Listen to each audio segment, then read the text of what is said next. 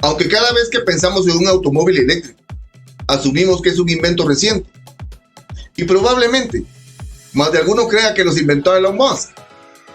Pues nada más fuera de la realidad. Porque lo cierto es que la tecnología del futuro, que representa actualmente para nosotros el automóvil eléctrico, proviene del pasado. Realmente es como volver al futuro. Los primeros automóviles, impulsados por baterías, se inventaron en el siglo XIX. De hecho, los primeros automóviles que se inventaron fueron eléctricos y no de combustión a gasolina o diésel. El sacerdote benedictino húngaro Ányos Jedlik es considerado como el padre del generador eléctrico y del motor eléctrico. Jedlik creó un pequeño modelo de automóvil impulsado por un motor eléctrico alrededor del año 1828. Asimismo, el profesor holandés Sibrandus Strating y su asistente Christopher Becker también crearon un automóvil eléctrico a pequeña escala. Pero se atribuye como pionero del invento al empresario y químico escocés Robert Anderson, quien inventó el primer vehículo eléctrico hacia el año de 1832. Su prototipo no era más que la evolución natural de un carruaje tirado por caballos, pero alimentado por celdas eléctricas. Anderson cuajó este primer vehículo después de conocer aquellos primeros experimentos realizados por Jedlik y Strating. Pero ambos modelos, a escala y el automóvil de Anderson, eran alimentados por celdas primarias no recargables. No fue sino hasta 1880 que se inventaron las primeras baterías recargables por el francés Gaston Planté, que estos automóviles empezaron a evolucionar rápidamente, para luego desaparecer por completo de los tableros de diseño de los fabricantes, debido al aparecimiento del Ford Modelo T en 1908, el cual se dice llenaba las expectativas de los usuarios, quienes requerían potencia, velocidad, autonomía de manejo, etc. Pero la idea de un automóvil eléctrico volvió a ser retomada hace 27 años, en 1996 por General Motors, con el EV1, del cual, durante todo el periodo de producción, de 1996 a 1999, se produjeron un total de 1.117 unidades, lo que estaba muy por debajo de los 5.000 a 20.000 automóviles por año que habían predicho los analistas. Pero este auto fue literalmente arrebatado de las manos de los usuarios, porque el EV1 solo podía ser adquirido en plan leasing, que es un alquiler con opción a compra. Pero lo polémico era que en el contrato, al final el automóvil no podía adquirirse y debería ser obligatoriamente devuelto. Y cuando digo obligatoriamente devuelto, es porque incluyó demandas y detenciones. Todo esto para que General Motors desapareciera por completo los automóviles y los llevara al desguace. Pero en lo que va de estas últimas 2 décadas, se nos ha tratado de ir convenciendo de que los autos eléctricos son la solución a la contaminación causada por los vehículos de combustión interna, los de gasolina esencialmente, gracias a que sus baterías se cargan utilizando electricidad proveniente de fuentes renovables de energía. Se calcula que antes de que termine esta década, al menos 145 millones de automóviles eléctricos circularán por las calles y carreteras de todo el mundo, impulsados por igual número de baterías. Pero no todos están convencidos de sus bondades, porque no se nos ha informado sobre los procesos de fabricación de sus baterías de litio, y tampoco que sus beneficios ecológicos son solamente durante el uso del vehículo, y estos beneficios desaparecen por completo al final de la vida útil de sus baterías. Muchos investigadores, preocupados por la contaminación ambiental, se preguntan, ¿qué va a pasar con estas baterías cuando dejen de ser útiles? La presión política en la mayoría de países para deshacerse por completo de los vehículos de combustión es muy grande, y se hace por medio del llamado Global Green New Deal, o Nuevo Acuerdo Global Verde, el cual está dirigido por la organización C40, que es la misma organización que dirige la implantación de las ciudades de 15 minutos. Que por cierto, si no conoces del tema, acá arriba te dejo un link con un video para que te informes. Pero, ¿son realmente los autos eléctricos la solución para llegar a emisiones cero para 2050, como lo quiere la ONU? ¿O estos traen problemas ambientales aún más graves? Acá vamos a averiguar eso meticulosamente, desde mi búnker. A pesar de que estos vehículos muestran notorias ventajas durante el tiempo que son utilizados, estos ya traen una huella de contaminación y dejan una aún mayor. Porque los momentos más críticos de los vehículos eléctricos son el proceso de extracción de litio y otras tierras raras que precisan para la fabricación de las baterías, el posterior reciclado de estas baterías y la generación de la electricidad que precisan para circular. De hecho, la empresa sueca Volvo reveló un informe comparativo en donde concluye que construir un vehículo eléctrico contamina un 70% más que la misma versión en gasolina. El litio es el componente principal de las baterías de este tipo de vehículos, porque por ejemplo, en los vehículos eléctricos e híbridos enchufables se combina un compuesto de níquel, manganeso y cobalto, o con uno de níquel, cobalto y aluminio. Pero para prolongar su vida útil, maximizar la carga, abaratar los costos y optar a materiales más abundantes, algunos fabricantes están produciendo celdas de litio, hierro y fosfato. Por su parte, los automóviles híbridos utilizan níquel, metal y yoduro para conseguir unas baterías de menor tamaño. Pero, además de estos materiales, los automóviles eléctricos requieren de otras materias como las tierras raras. Pero, ¿qué son las tierras raras? En la actualidad, el avance de las nuevas tecnologías han convertido a las tierras raras en elementos estratégicos, empleados no solamente en teléfonos móviles, computadores, auriculares inalámbricos, etc., sino en las denominadas tecnologías verdes, aerogeneradores, coches eléctricos, iluminación LED, etc. Pues ni son tierras ni son tan raras. Las tierras raras no son realmente tierras, sino un grupo muy variado de elementos químicos, y tampoco son tan escasos en el planeta. Se ha dado el nombre de tierras raras a un conjunto de 17 elementos químicos: escandio, itrio, y los 15 elementos del grupo de los lantánidos: lantano, cerio, praseodimio, neodimio, prometeo, samario, europio, gadolinio, terbio, disprosio, olmio, herbio, tulbio, iterbio y lutecio. El escandio y el itrio se incluyen entre las tierras raras porque aparecen frecuentemente mezclados con los lantánidos en los mismos yacimientos. Pero todos estos materiales provienen principalmente de la actividad minera. Pero hablemos de cómo se obtiene el principal material de estas baterías, el litio.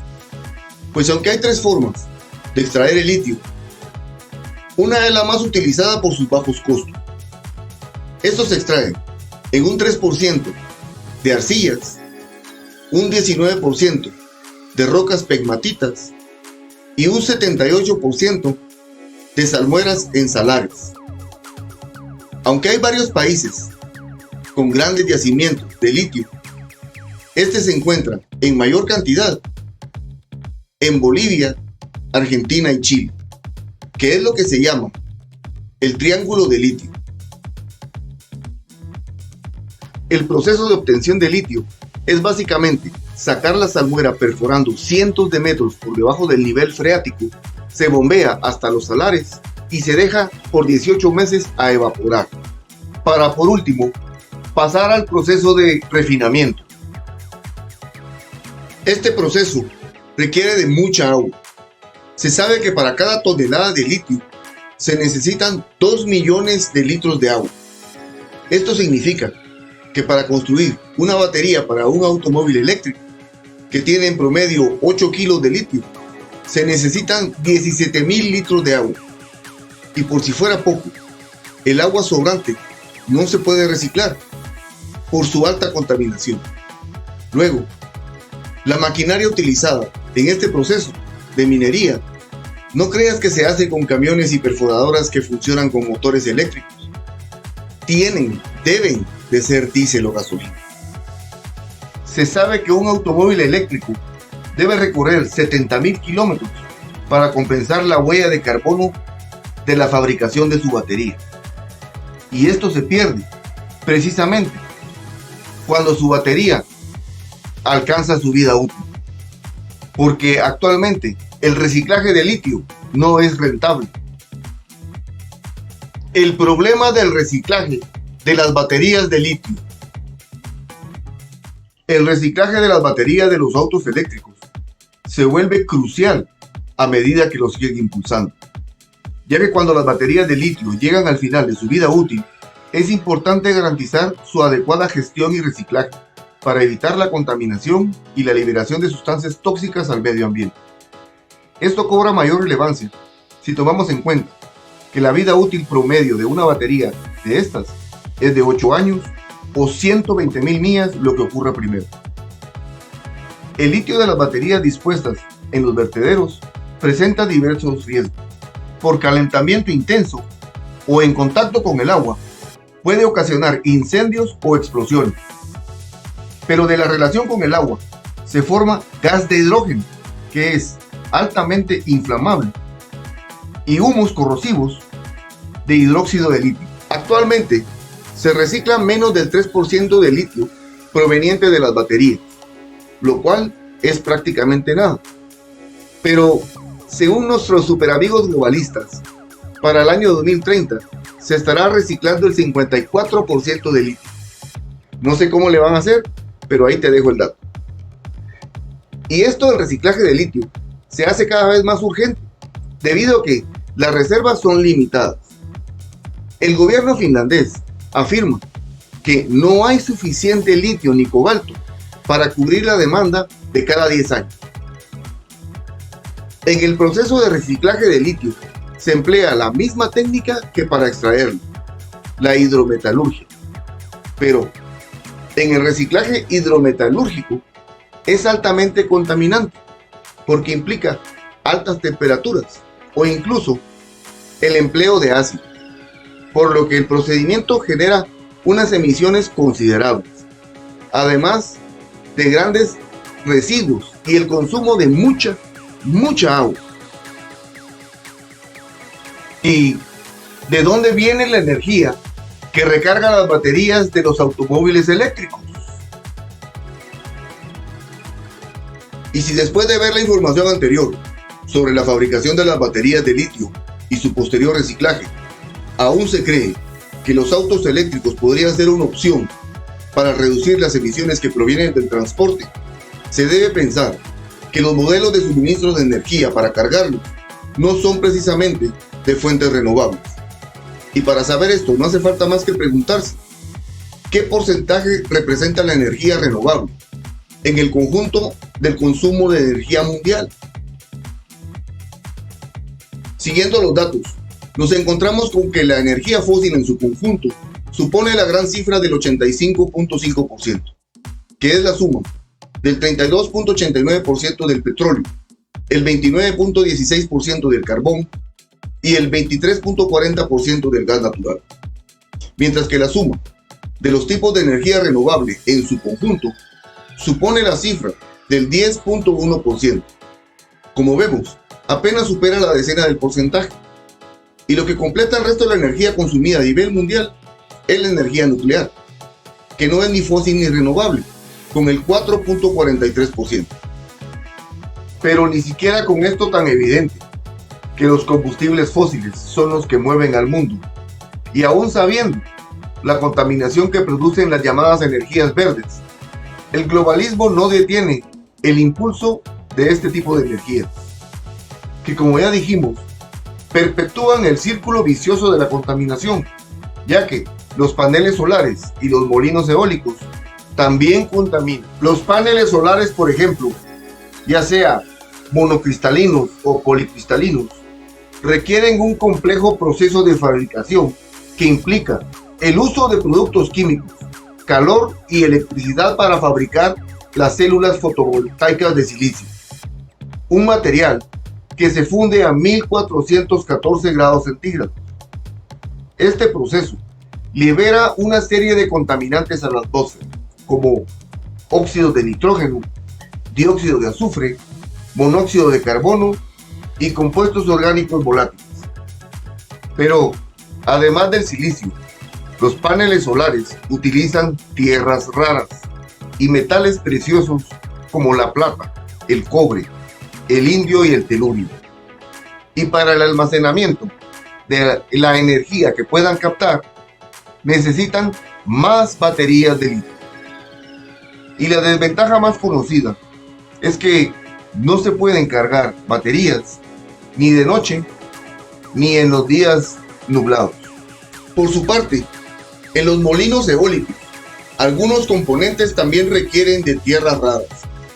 En las turbinas eólicas, un imán permanente promedio contiene 28.5% de neodimio, 4.4% de disprosio, 1% de boro y 66% de hierro, y pesa alrededor de 4 toneladas.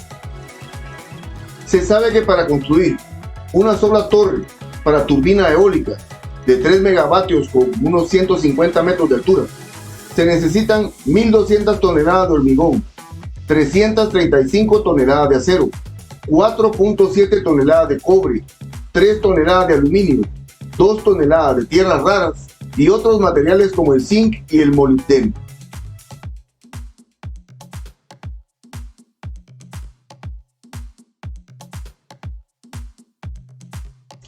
A pesar de que el uso de energías renovables está siendo subvencionado por los gobiernos como Estados Unidos y países de Europa, esto no solamente no abarata los costos, sino todo lo contrario, los incrementa hasta un 50 a 60%.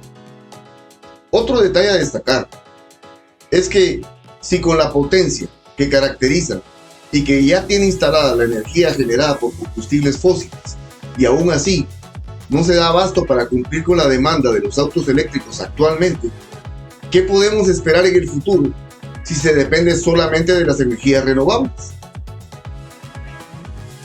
Las subvenciones en Europa. Si alguien compra un auto eléctrico y manda a destruir su anterior auto a gasolina o diésel, le pagan más dinero por destruirlo que por vendérselo a otra persona. ¿Y quién paga esto? Pues los contribuyentes, incluyendo los que o no pueden darse el lujo de tener un auto eléctrico o simplemente no quieren tener uno. He tenido compañía en la grúa y me ha tocado recoger este coche. Es un BMW E46 y está entero. Es un motor 3000 diésel, 204 caballos, o sea, sí, el bueno. No preguntéis por los parachoques, las llantas, porque se las va a quedar el anterior dueño, ¿eh? ¿Y qué hace esto aquí? Sí, efectivamente, eso se ha tirado para despiece. Porque el cliente ha solicitado la baja definitiva junto con el certificado de destrucción. ¿Por qué? Adivinarlo. Ha comprado un Tesla y le han dicho que si tiraba su antiguo coche y le entregaba el justificante de destrucción, le quitaban una cantidad muy elevada de dinero. No lo voy a decir por aquí, pero de verdad, es muy elevada. Entonces, ahora me pregunto yo, si las grandes marcas ya están ofreciendo estas cantidades tan altas por simplemente entregar el justificante de baja definitiva del coche, que realmente lo que quieren es quitarnos estos coches de verdad y son una maravilla. Hasta él mismo lo decía. Se ha dado un montón de pena incluso a él. para que veáis lo entero que está, mirad. Encima unos chicos súper majos, tío. De verdad, es que me da un montón de pena tener que tirar esto. Tesla puede financiar esto por medio de las subvenciones de los gobiernos europeos en este caso. Pero en China, llevaron otras empresas esto a un extremo, en que los fabricantes obtenían una subvención por cada auto fabricado. Y esto llevó a que se construyeran miles de vehículos de muy mala calidad, solo por obtener la subvención para luego tirarlos a la basura. O sea, lo de Tesla y lo de China puede ser que sean casos opuestos, pero tienen en común el despilfarro de los recursos por presionar a este cambio energético innecesario. Esta es mi conclusión. En conclusión, creo que los autos eléctricos y las energías renovables son parte de la solución, pero no son la solución, porque su masificación agravaría el problema de la contaminación. Porque es irónico cómo los propietarios de los autos eléctricos son engañados al hacerles creer que contribuyen al medio ambiente con ellos, mientras los mega ricos se hacen aún más a costa de la contaminación. Porque por un lado se nos exige que cuidemos el agua de nuestro planeta, pero por otro lado, para la extracción de litio, por ejemplo, el agua se desperdicia sin control, y esto afecta el ecosistema de nuestro planeta. Porque en Chile, por ejemplo, en 2020 se extrajeron cerca de 38.000 toneladas de litio, lo que significa que se desperdiciaron alrededor de 18.000 billones con B de Boris, de galones de agua. Y si para el año 2050 se quiere tener la cantidad de vehículos eléctricos suficientes para llegar a emisiones cero de CO2 como lo pretende la ONU, se tendría que multiplicar por 25 la actual producción de litio del mundo. Y para que los autos eléctricos sean realmente cero emisiones de CO2 durante su uso, toda la energía eléctrica de sus baterías, toda, tendría que provenir de fuentes renovables de energía, lo cual es imposible. Creo que el globalismo está orillando al mundo a que ya no se posea un automóvil. En cambio, se nos está vendiendo un nuevo concepto de movilidad, en donde todo sea basado en la obsolescencia programada y en donde solo las megacorporaciones, las Big Tech, puedan controlar ese sistema de movilidad. El próximo paso son los automóviles eléctricos autónomos, que ya se están probando en San Francisco y otras ciudades del mundo. Acuérdate del eslogan del Foro Económico Mundial: no tendrás nada y serás feliz. Hasta acá este informe con lo más importante del tema. Te veo en el próximo. Desde mi mundo.